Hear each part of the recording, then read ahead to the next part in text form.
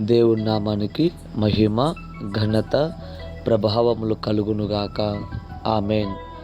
నా ప్రియ సహోదరి సహోదరులైన మీ అందరికీ నా యొక్క హృదయపూర్వకమైన వందనములు తెలుపుకొనుచున్నాము. అలాగే వాక్యము, మనుషులను నమ్ముకునేట కంటే యెహోవాను ఆశ్రయించుట మేలు. అవును నా ప్రియ సహోదరి సహోదరుడా, ఈ ప్రత్యేకమైన సమయంలో ఎంతమందిని ఒకవేళ నీవు నమ్మి మోసపోయావేమో.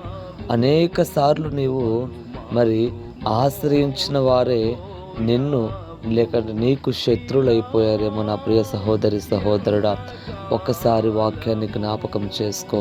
ఎందుకంటే వాక్యం చెప్తుంది, మనుషులను నమ్ముకునేట కంటే యెహోవాని ఆశ్రయించుట అది మనకు మేలు. నా ప్రియ సహోదరి సహోదరుడా, ఎందుకంటే మనుషులు ఈరోజు ఒక మాట ఇస్తారు, రేపు ఉదయకాల సమయమైన మాట తప్పుతారు.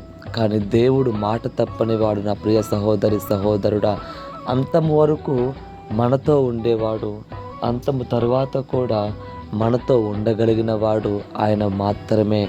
ఎందుకంటే ఏ మనుష్యుడు కూడా మనతో అంతము వరకు లేదంటే అంతము తర్వాత ఉండలేడు.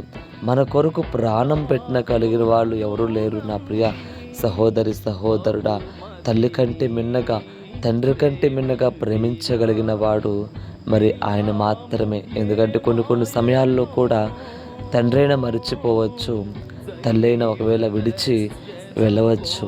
కానీ తల్లి ప్రేమ కంటే గొప్పది నా ప్రియ సహోదరి సహోదరుడా.